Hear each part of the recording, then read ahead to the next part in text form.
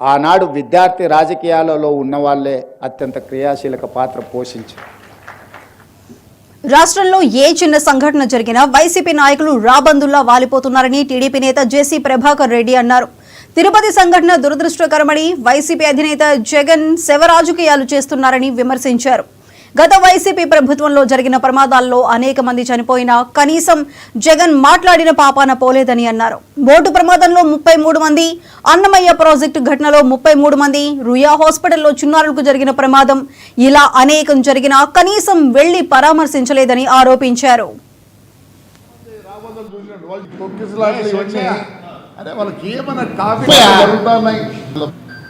ఎంతమంది పోలీసున్నా ఎంత పకడ్బందీగా ఉన్నా కానీ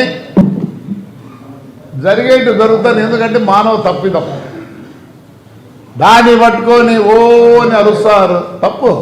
ఎందుకు అంతగా అరుస్తున్నారు? ఇప్పుడు ఏమైపోయిందంటే అందుకే ఎవరో రాబందుల పార్టీ అని పెట్టినారు. కరెక్టే. మీరు చాలామంది రాబందులు చూసినట్టు వల్చారంటారు. మా చిన్నప్పుడు ఎక్కడ ఏదైనా చనిపోయినా ఇమీడియట్గా వాలేడు ఎక్కడి నుంచి వచ్చాడు మాకే తెలియదు. అలా అయిపోయింది వీళ్ళ పరిస్థితి. జగన్మోహన్ రెడ్డి గారు ఆయన పవర్లో ఉన్నప్పుడు చెట్లన్నీ నరికి చీరలు కట్టుకొని ఇది కాదుకు ఆ 5 years అట్లా గడిపినాడు. మరి ఈరోజు ఏమి సడన్గా ఏమీ లేకుండా పోయినట్టు అర్థమేమి? ఆయన పార్టీలోనే ఏదో శత్రుత్వం ఉందని నేను అనుకుంటున్నాను. మరి ఇన్ని ఇన్సిడెంట్లు జరిగినాయి చూడండి.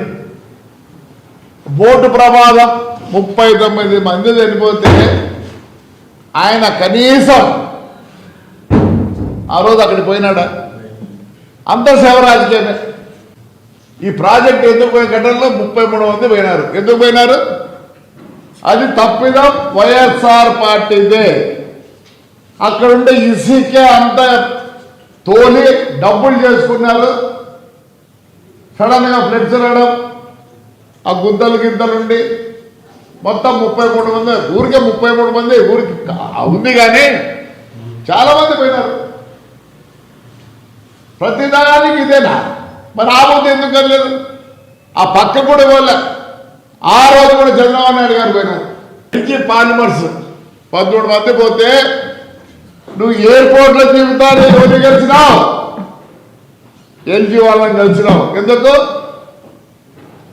ముందు వాళ్ళతో కాంప్రమైజ్ అయ్యి మీకు కావాల్సింది తీసుకొని